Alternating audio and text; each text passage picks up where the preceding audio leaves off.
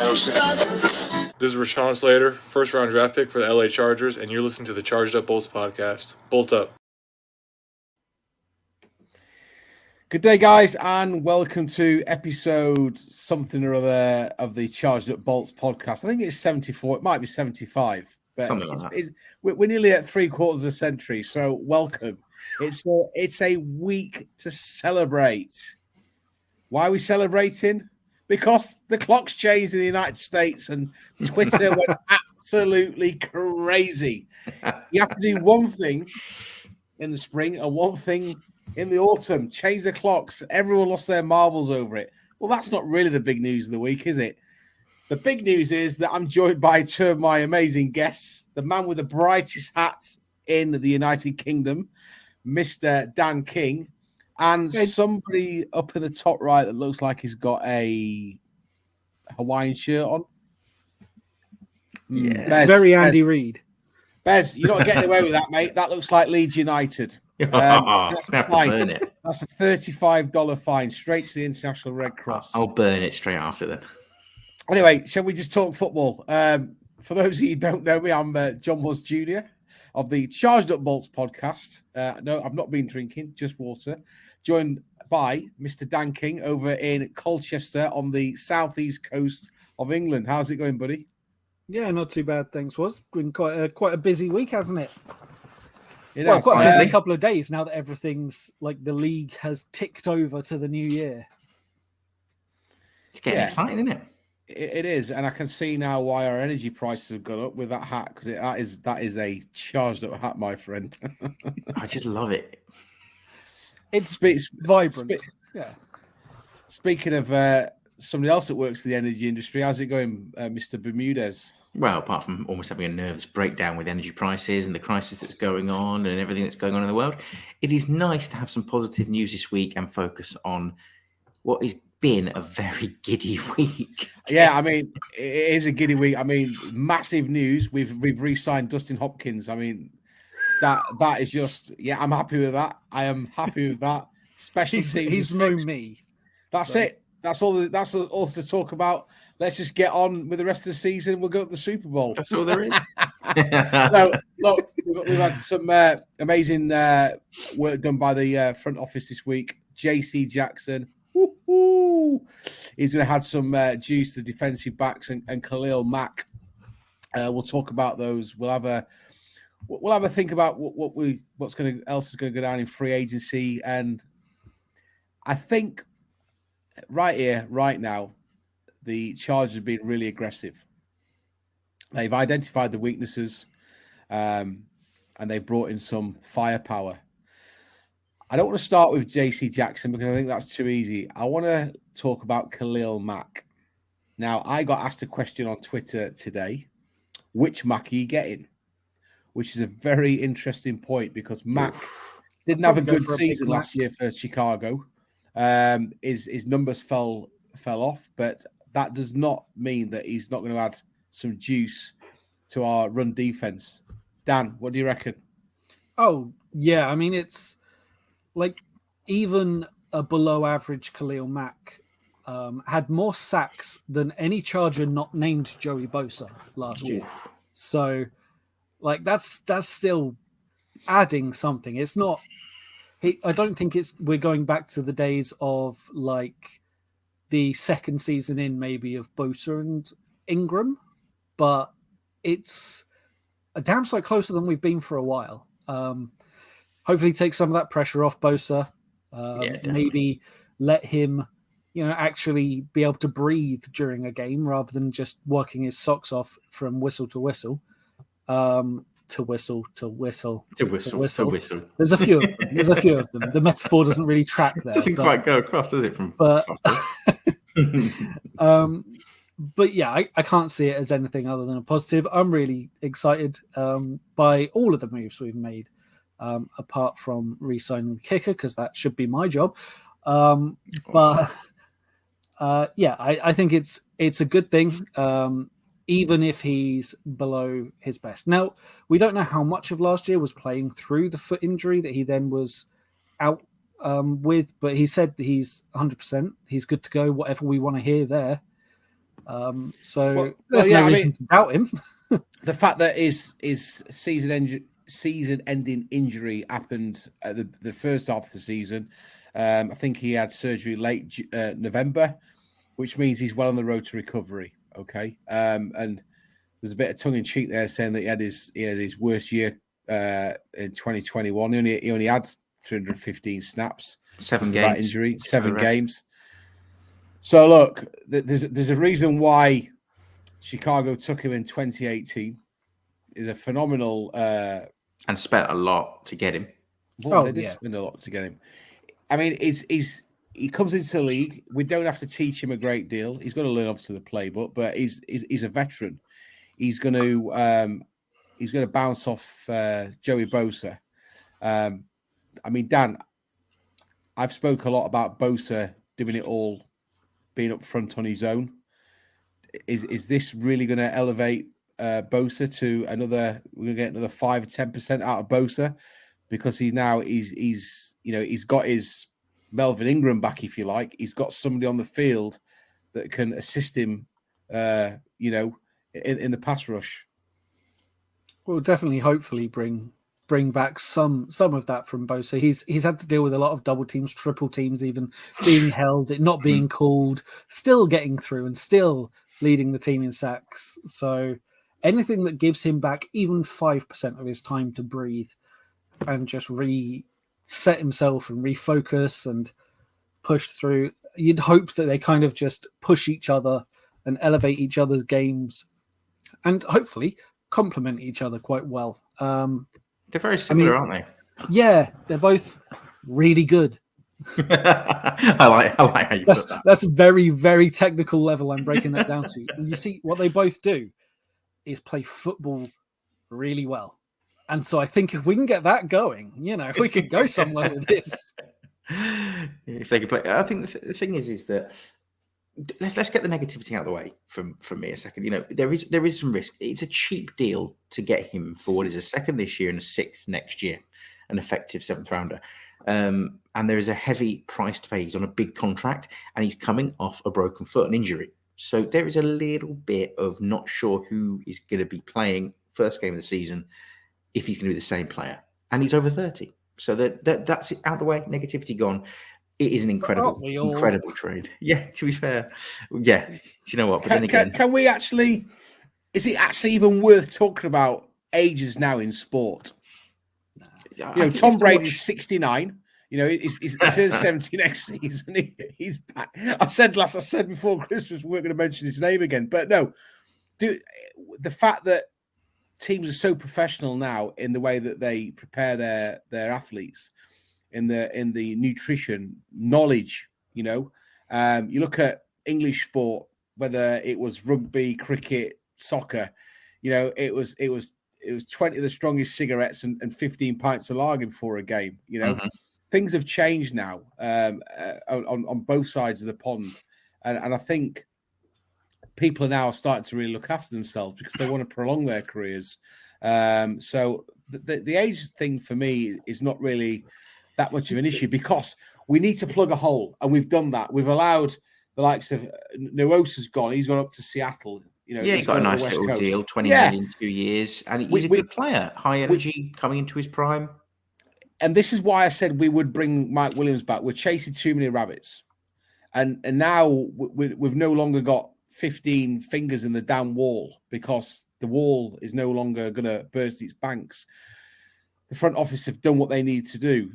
Mac, if we could get a couple of years out of him, that's great. I mean, Bosa's coming up to 30. He's no spring chicken anymore. So eventually, I'm expecting next year to sign an edge rusher if we're not aggressive in this year's draft. But I think this is a really sensible move. It's what the team needs. It's an instant upgrade, and we need people like Mac to put an arm around people like Kenneth Murray and say, listen, Sunshine, this is what you need to do. This is where you need to make improvements because we've still got some players who've got big question marks over them. Okay. And if they're not careful, they'll find themselves on the exit heading out of LA. Probably to Oakland. The thing is, though, is that you talked about age. The thing is, it depends what makes you successful in the NFL. Melvin Ingram's a good example. He had a strong he gets off the ball incredibly fast. He's fast, he gets around the edge, and he gets to the quarterback quickly. As you get older, you do lose the speed. So speed edge rushers do drop off a cliff. But power edge rushers that probably have more impact in the run game, but also can impact the pass game, that drive their tackle, their left or right tackle back, dominate and disrupt. They don't win. Bosa and Mack win from strength and agility with that. And that is something that you can keep as you get older. And Mack and Bosa, I think, are very similar. So I think it'll be a competition, because if you look at all the rankings, PFF and such and so forth, they are very closely ranked. Similar number of sacks, similar grades, similar type of players. Give them a competition. I would, if I was Telesco, I'd go in and say, here is a mega bonus for whichever one of you gets the most impactful players, whatever it might be. My God, I reckon they'll elevate that entire team. But it's a really exciting. It shows that. What do you say? Fourth in Telesco. Fourth in Telesco. He's going for it. We're going for it. This is what I can't get across to people. We're going for the Super Bowl this year. We're not building anymore. It has to be, because Herbert is only allowed to. Am I right in thinking he's only allowed to negotiate for a new contract after 3 years in the league? So he's got to play at least one more year before he can work on a new deal. So we've still got this as the last year where we will definitely not be paying Herbert top money. So This is the year to use it, to go out, to get these players, to take that shot. We've seen it work so many times with other teams. It's hopefully our turn to see something here. Well, look, there's people can say we're waxy lyrical and we're just getting off all excited about saying that we're going to go for the Super Bowl. But here's why we are going for the Super Bowl, and here's why we've got to. Obvious one, it's a sport. The Lombardi's there to be won. The AFC West is going to be more competitive next year than it's ever been. Old man Russell Wilson is in Denver. Okay, the Raiders will want to prove that last year wasn't a fluke. The Chiefs, and got Chandler Jones as well, and they got Chandler Jones. I'm a big fan. Yeah, so that's scary. Well, I'll come on to that in a minute. With like Max Crosby, and I'll come on to that in a minute. But if we're not aggressive, we're not going to get anywhere. Les Snead, for the final time, Les Snead made some aggressive moves halfway through last season. Bringing in Eric Weddle. Absolutely crazy in everyone's mind. No, it wasn't, because ultimately the Rams won the Super Bowl. If we're not aggressive, we are not going to get any. We're not even going to get out of the division. We've got to make the playoffs next year. That's a fact. We have to make the playoffs. That is a minimum this team should be aiming for. We are loaded with talent, and that gives me a nice little segue. When we come back from the break, we're going to talk about one of only 4 PFF-ranked elite players in free agency. We'll be back after this short message. College basketball fans, join the action on the court during the biggest tournament of the year with DraftKings Sportsbook. Turn your team's victory into your own big win. New customers can bet $5 on any team to win and get $200 in free bets if they do. It's that simple. If they win, you win. If Sportsbook isn't available in your state, you can still join the college hoops action with DraftKings Pools. Everyone can play free pools all March long for a shot at their share of over $250,000 in prizes. Simply join a pool and answer questions like, who will make it to the next round and who will hit the most 3-pointers, then track your results. Download the DraftKings Sportsbook app now. Use promo code TPPN. Bet $5 on any college hoops team and win to get $200 in free bets if they do. If they win, you win with promo code TPPN. This week at DraftKings Sportsbook. 21 plus restrictions apply. If someone you know has a gambling problem crisis, counseling and referral service can be accessed. Call in 1-800-GAMBLER.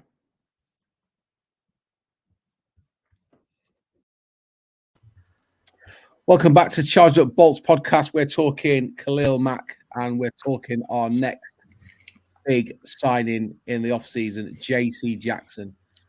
How much have we needed a man of his caliber? Chris Harris Jr. didn't quite work out. The thing that excites me about Jackson is he can shut out any wide receiver. Okay, he's got Apart from that. Diggs.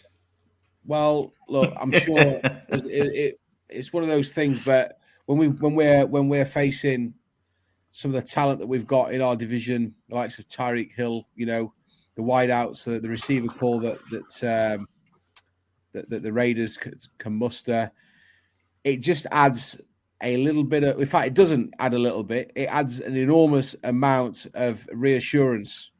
We now got Derwin James in there. We've got Asante Samuel Jr. coming in off his rookie season. And I think everybody will be chomping at the bit to get on the field with JC Jackson.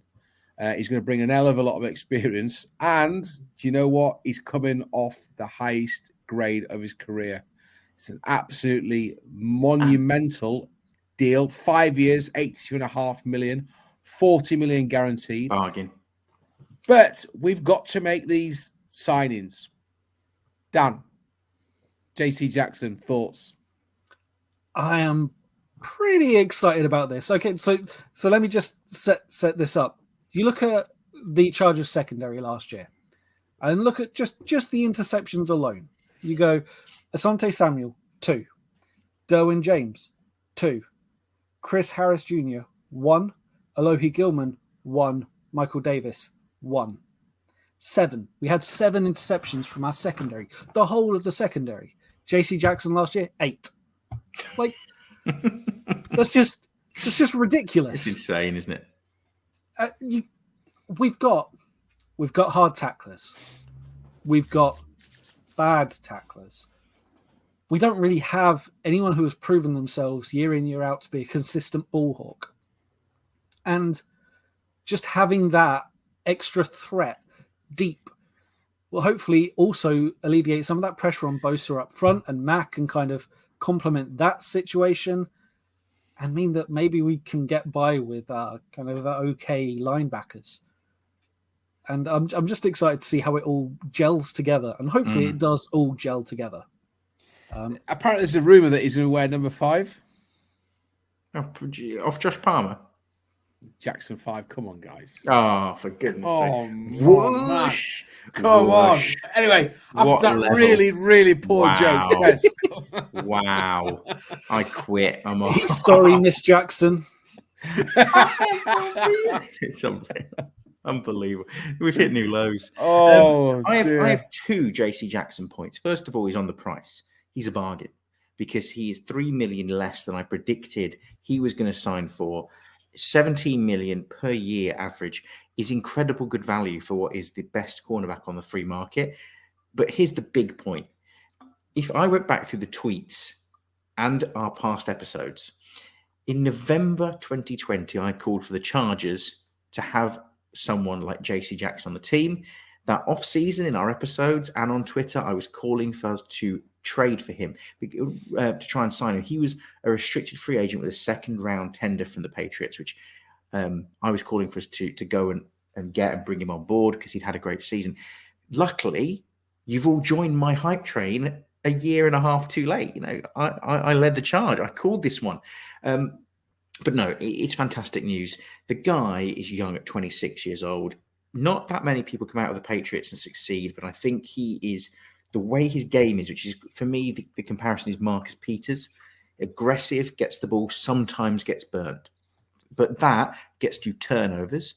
And if you have a good Adderley covering behind, those moments where he dives in for the interception and misses it can be covered up by Adderley's coverage and the way that he developed in last season.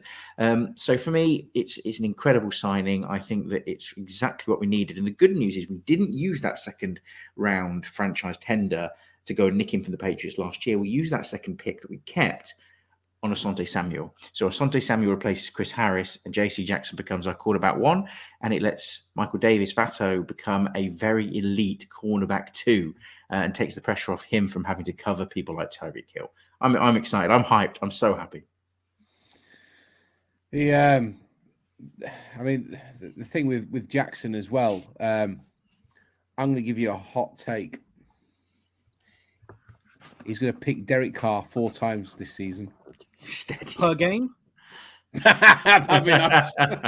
this has reminiscent. This is like reminiscent of your 50 burger predictions against the Chiefs 2 years ago. Oh, hang on a minute. That nearly came off. Look. Where's your hat? Get ready to eat it. I don't need to eat my hat. That Mr. Jackson's going to pick off Mr. Carr 4 times. I think we're going to see some juice. That's all I'll say. We'll have some juice, and we haven't even started talking about the draft yet. So, look, who else we brought in, and who else we getting excited about? So we're fixing the defense. Austin Johnson comes in on a 2-year, $14 million deal. Are we excited? Are we neutral about this? Who's this? I'm pretty happy with it. Austin Johnson. Exactly. No, he's decent against the run. We don't have anyone that's decent against the run, so I'm not going to be mad. Yeah, to be fair. You can't be mad. Look, if we'd have been sitting here right now and we hadn't signed any of the players that we mentioned, we're going, what the hell are they doing? They've just signed another wide receiver and a running back. So they've looked, for once, our franchise seems to be looking at the picture and applying some common sense. And common sense says that we need to fix special teams. We need to help Joey Bosa up front. We need to find a player that can create turnovers and interceptions. And we need to stop the run. And that's exactly what's happening here now. The negative side to all this for me is it's a long way to September, and I want to get the season started right now. And there's really, you ready to go? I am. So did Khalil Mack in his press conference. He was just like, this is my least favorite time of year. I just want to be back in my routine. Yeah. Let me play some football. I love that attitude. I'd be interested to see what he actually thinks about the franchise and whether he's excited to play at the SoFi. I think he's not, he's a veteran. He's been around a few years. Maybe at that level, they don't really get excited about where they're going. They just want to put the numbers on the back, get out onto the turf and start playing football. Who else we got? Who else we signed? Well, Sebastian Joseph Day. Which is the big signing for me. It's actually probably the biggest of the lot, even though it's not the biggest name. Yeah, literally. But he played at the Rams under Staley and was literally the key to the way Staley runs his defense. He likes a low, not many men in the box. He doesn't want to commit too many numbers up there. And Joseph Day allows him to do that by run stuffing. He's a massive improvement over Linval Joseph, who had a reasonable season. And of course, Austin Johnson, Joseph Day, just coming in to stop the run. Interestingly, fixing it with those two probably means Justin Jones isn't coming back. And I thought he was exceptional last year, a big talent. And I thought he'd get paid this offseason. I haven't heard any rumors of where he's going. I just sadly don't see him coming back. I think we're going to see interior pass rush from Tillery exclusively. So there's a lot on that young man's shoulders. So Sebastian Joseph Day, 27, he'll be at the start of the new season. He ranks 99th percentile in all interior defensive linemen in run stop percentage since 2019. There you go. We don't need him to be Defensive Player of the Year. We don't need him to be the Super Bowl MVP when we get there. We need him to stop the run. And that's what he's able to do. That's why we brought him in on a 3-year, $24 million deal, $15 million guaranteed. Now, the Chargers can afford that because that's how many fines Bez has paid for not wearing Chargers gear on this podcast. So that's all covered. That's Bez, is a managing director. I'll write the check. Of the International Red Cross now. He owns them. He's got more. He's had more fines than the Russians this week, Bez. Off the chart. You're going to sanction me next week. I'm going to sanction you if you don't wear a Chargers hat, my friend. But no, it's good. The pieces are coming to play now. We're starting to see some positive vibes. Front office are not hanging around. This makes me wonder whether the owners have actually said to Tom Telesco, roll your last dice because this could be your last Yeah, it could be. year in the building. Whether they've said it to him or not, he's got to realise that as well. Yeah. He knows he's one of the longest tenured GMs in the league with very little to show for it. He's got to realise, hey, this is it. This is it. Like, if we don't do this whilst the iron is hot with Herbert's contract as it is, then he's doomed. I mean, we've always mentioned that on this podcast that the Chargers are watertight in terms of information leaking out of the building. Now, it is plausible that when we made the transition from San Diego up to LA, we were in the StubHub in that 3,000-seater stadium and a 3-seater sofa. It wasn't great. It might have been all about, look, just get the team playing. You know, once we get established in Los Angeles and we get into that new stadium, let's start turning the wheel and let's start generating some excitement by making some big signings. Well, And this is that's what I what's said about happening. the LA market. The Rams knew how to capture the imagination of LA by going I after mean, some big names. they've done and it trades. more. They've signed Allen Robinson today as well. They have, and I think he Which is replaces wild. Odell I'm Beckham a Jr., massive yeah. fan. Yeah. I'm a massive fan of Robinson. I loved him at Penn State in college football. He's got an In amazing. Jacksonville. Yeah. Yes, yeah. Do you know what? I'd love to see Allen Robinson catching the football from Justin Herbert. Yeah, he's a player I've got a lot of time for. I tend to draft him in the last few years in my fantasy leagues. But, you know, the Rams go after those big players, and we finally caught up and understood what LA's about. We've hit, you know, the jackpot. We've gone for big names, splashy, exciting front page headlines. We're getting talked about, and that is part of it, my friend. We have to do that in the LA market to get a foothold in it. So I'm pleased that Telesco. One thing I'll say about Telesco, by the way, there's a little story I want to tell you and the listeners, and I think it's quite classy from what I've read. Matt Overton was our long snapper, and he's been cut. He was a free agent. He's not getting re-signed, and he put onto Twitter that it was very unusual in the NFL, or if you're getting let go, you don't tend to get a call from anyone with any seniority. You hear from, you know, some staff, or you don't hear anything at all. You just never receive an offer and off you go. Matt Overton said he got a phone call directly from Tom Telesco to say that he valued him. He thought he was a fantastic guy to have around and talented, but they decided not to bring him back, and he wished him well and offered references. I thought that was classy. And we replaced him with Josh Harris, Pro Bowl Falcons long snapper. So another potential upgrade. I thought Overton did okay, but you know, that's another move. Yeah, I mean, the fact that we've got quality on the field, we've got quality off the field. I think we've seen a lot more now. The rhetoric coming out of the building is it's trying to get people involved, and this all nonsense about the Battle of LA, whose house is it? Yes, that is still valid because ultimately the franchise needs to sell season tickets, and while ever we're signing big money players, and while ever we've got Justin Herbert, I think we will continue to do that. And the sport's changed so much; it's not anymore about just turning up and doing the tailgate and watching the game, or if you can't watch the game, listen on the radio or watch it on TV.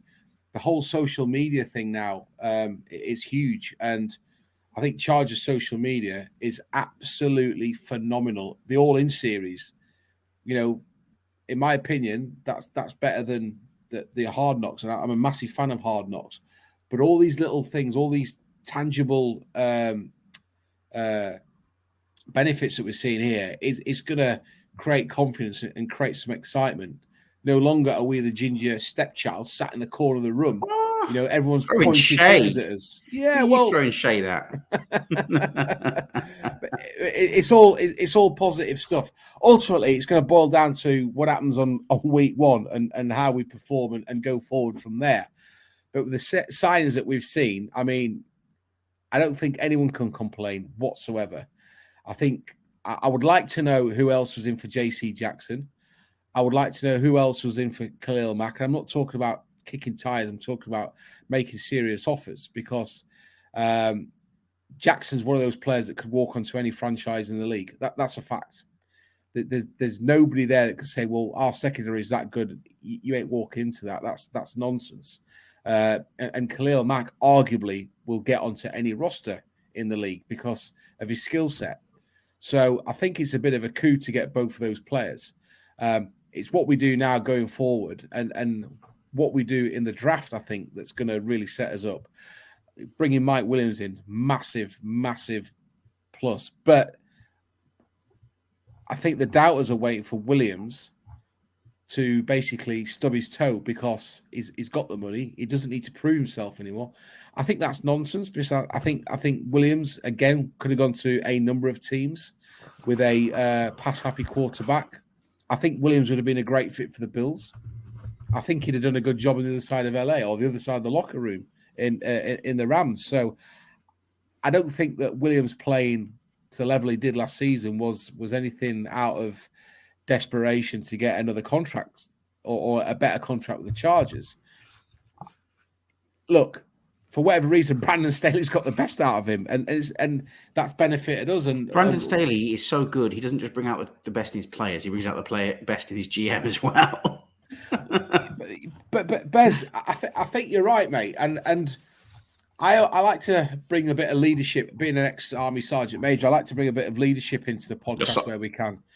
And I've worked with people in the past, or worked for people, and I've actually wanted to get up in the morning and go to work, and be alongside them, and that's reverberate with them. They've actually said, "Look, it's great having you around," and you can sort of see that with Telesco and Staley.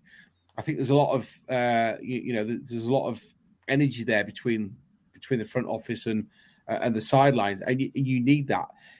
You are not going to be successful in any sport if there's a situation where the front office and the head coach is butting heads, because you've only got to look at soccer to see outside the top three teams in the Premier League that happens all the time.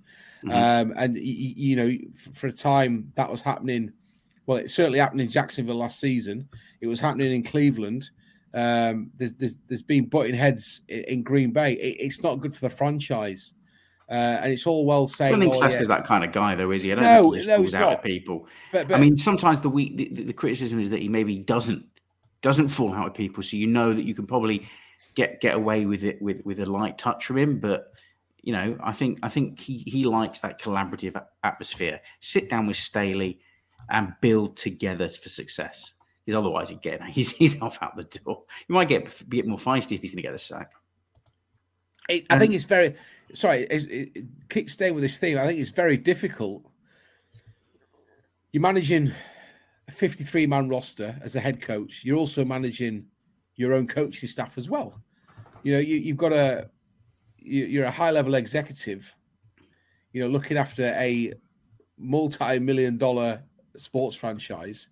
It's not going to be easy, and you can see why teams are very quick to get rid of the likes of Antonio Brown.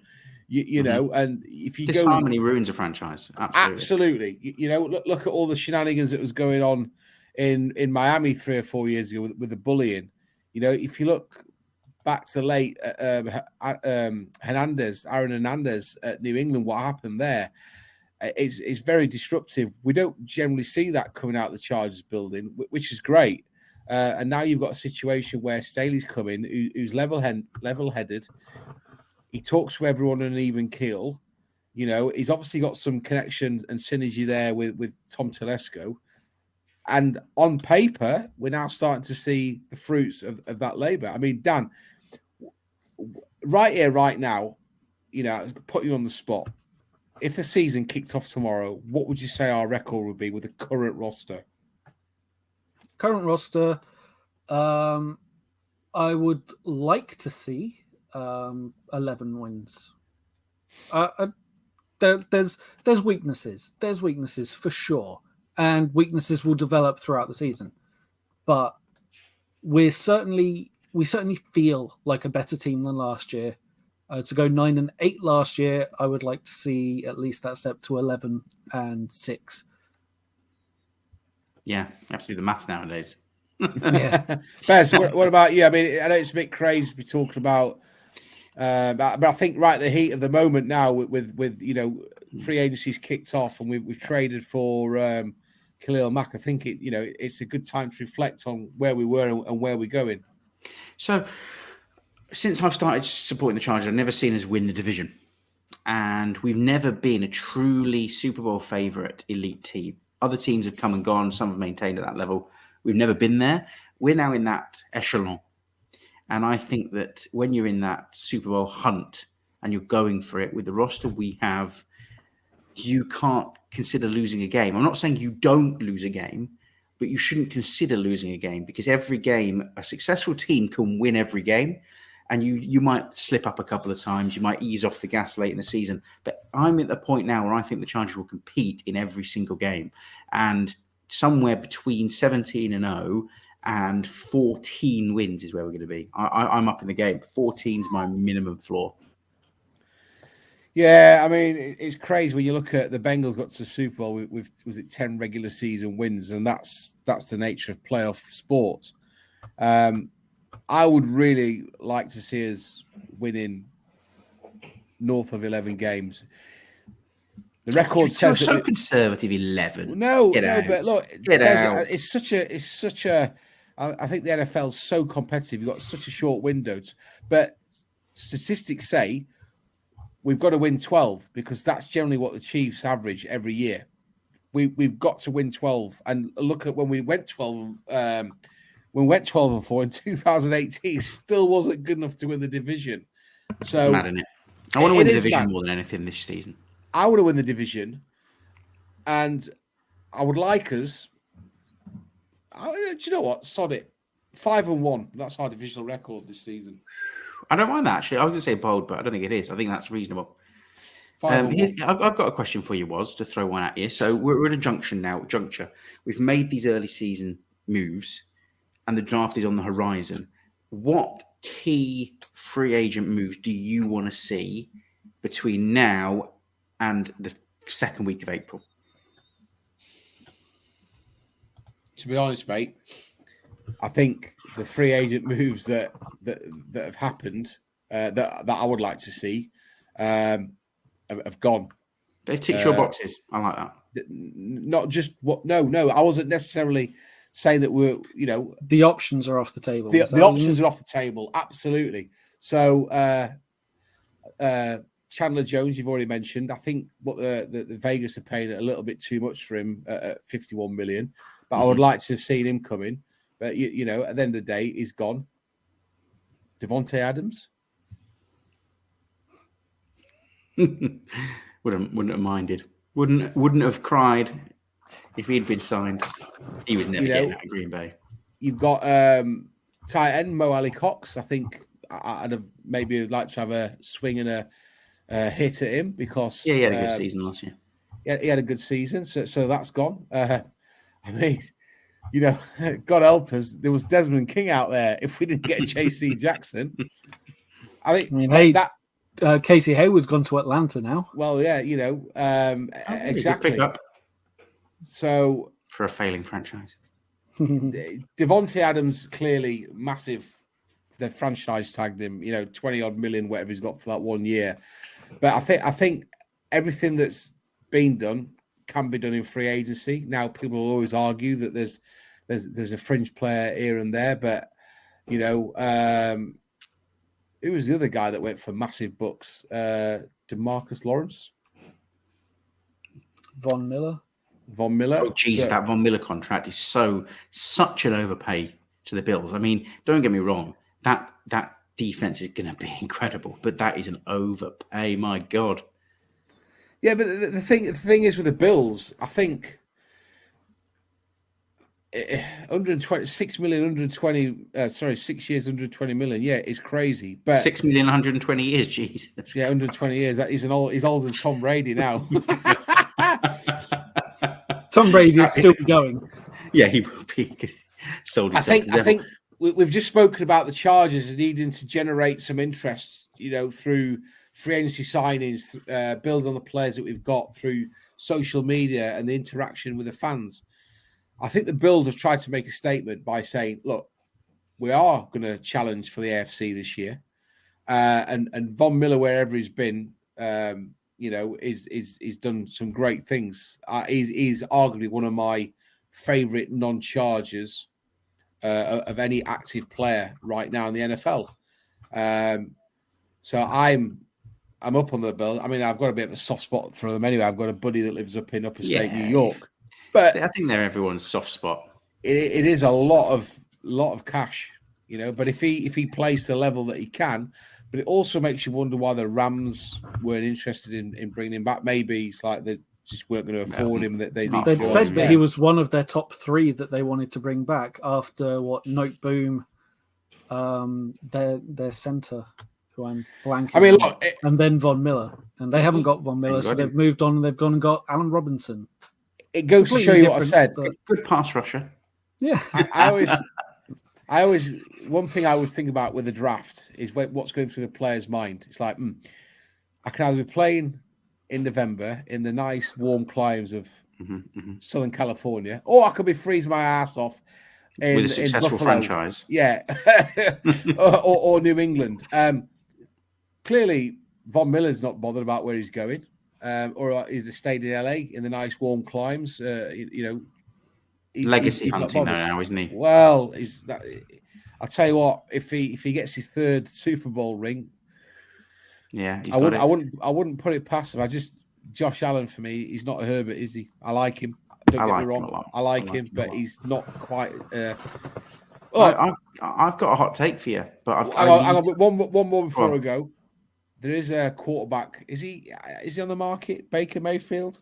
I'm joking. Hey, we've just re-signed Chase Daniel, so yeah. Well, it doesn't matter, does it? Let's be honest. You could sign me as the backup quarterback. I ain't ever going to get a game. Herbert's going to play every single game now until he's 92. He'll break Tom Brady's retirement record by a year. Well, I'd like I've got to see a couple Chase of Daniel. names, but yeah, you go. Yeah, go on. No, go crack on. I'd like now that we've got a couple of guys in, we're starting to get back to our former players. I want to see us bring back Kaiser White. Definitely agree.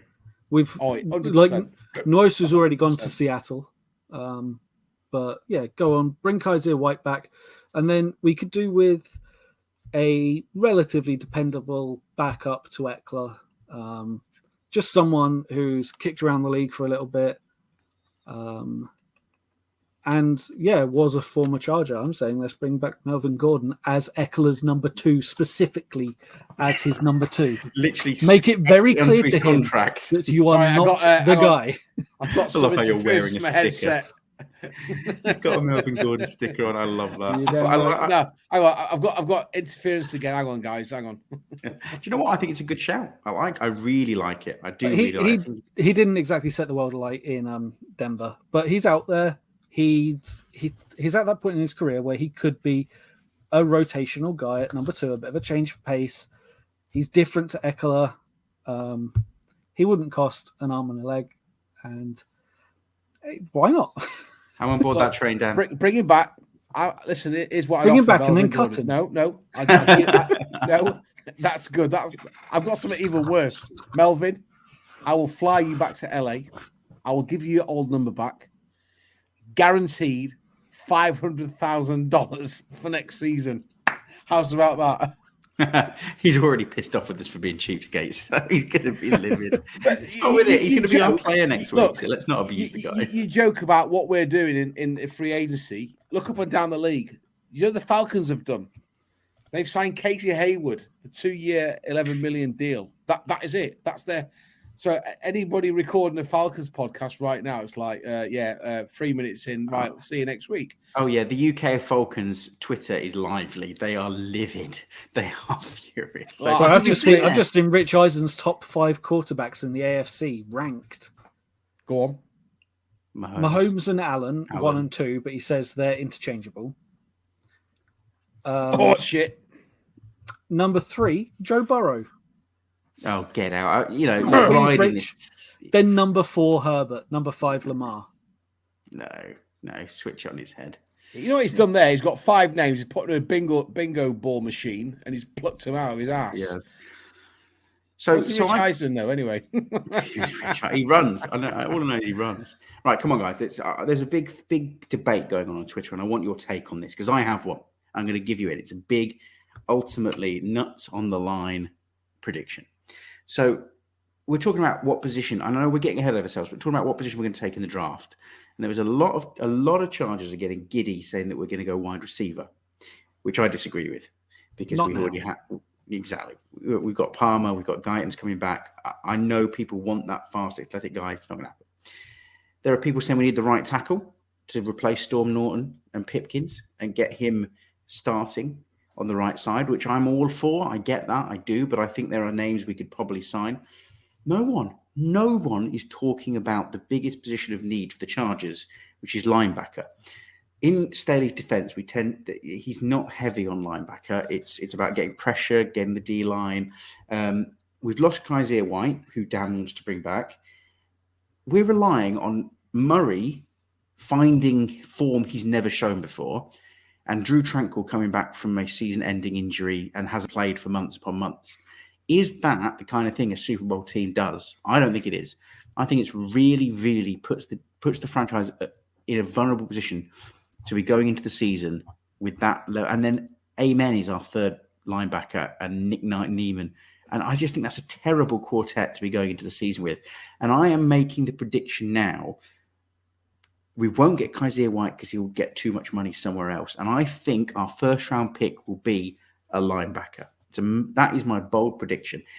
Do you guys agree that we need to address linebacker, or are you guys happy that we've got Tranquill and we've got Murray, and you think that's done and dusted? Am I being ridiculous here, Dan? No. I do not appreciate our linebacker core. That's why I mentioned bringing back. Mm-hmm. I really hope we do. I don't know if I'd rank it higher than the right side of the O-line, but I wouldn't be disappointed if we went either direction there. I think I'd lean towards the O-line because I think a lot of things lately has come down to the strength of the O-line and the strength of the D-line.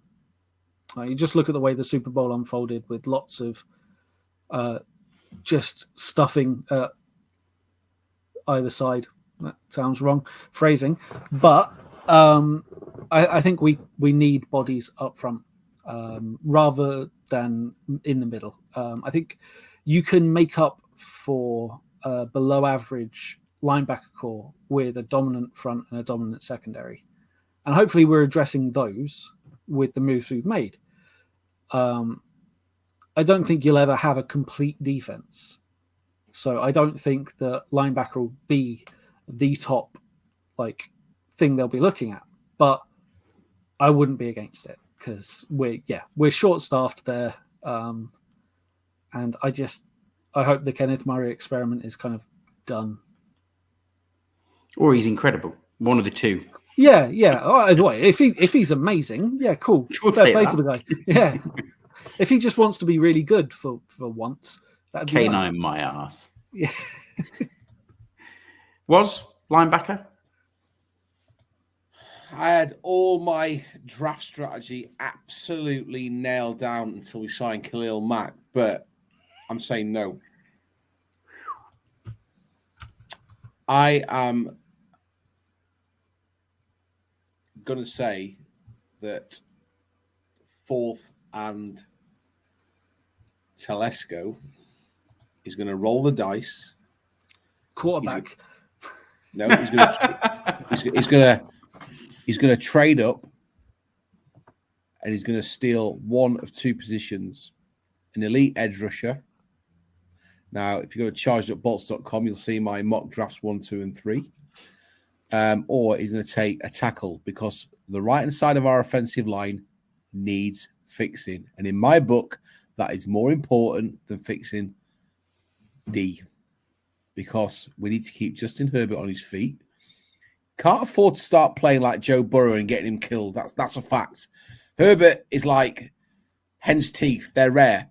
People like him don't come along very often. All right. Fixing The right-hand side of the offensive line is the priority. That is it, period. The only way I see us not doing that in the first round is if the likes of Charles Cross are not there to do it. We're not going to take a player for the sake of it, like what I believe the Raiders did with Alex Leatherwood. All right, they got the scraps off the shelf. They went, right, we need to fix the offensive line. We'll draft him. Didn't work out in the rookie season. That's why I think we go with an offensive tackle. I was adamant that we were going to draft up and take 2 first-round picks, take an edge rusher and an offensive tackle. Bringing in Khalil Mack takes that pressure off a little bit, but it's still conceivable that's what we'll do. Being aggressive can win you championships. And your point about the linebacker, Bez, is absolutely valid. But while you've got a gaping hole at right tackle, I think that's a priority.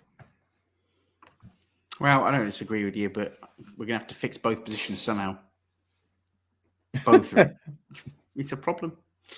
I'd rather have Storm Norton starting and a new linebacker in the first round. Most people disagree with me, but that is my hot take, and I'm willing to say we're going to draft a linebacker. That I will eat a hat if we don't. I've called it. You've got no hats left to eat, Bez. That's why I keep getting these fines. I've eaten them all. They're gone. So, JC Jackson, Khalil Mack, and the rest are all in.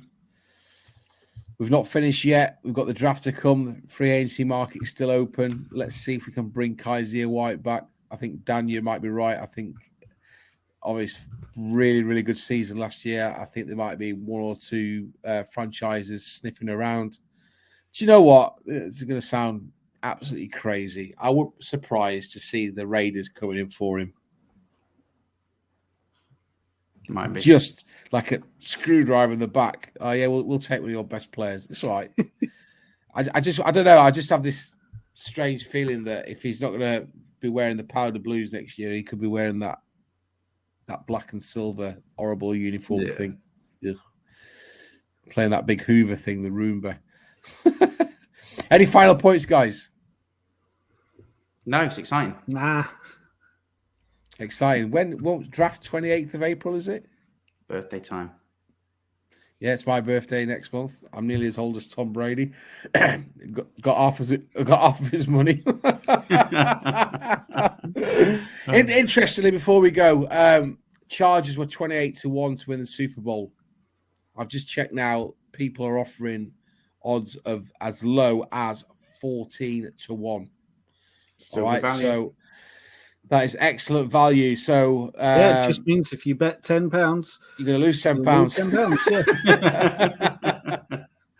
Wow. All right, guys. Thank you for tuning into episode 74 of the Charged Up Bolts podcast. We've got a load of content coming up.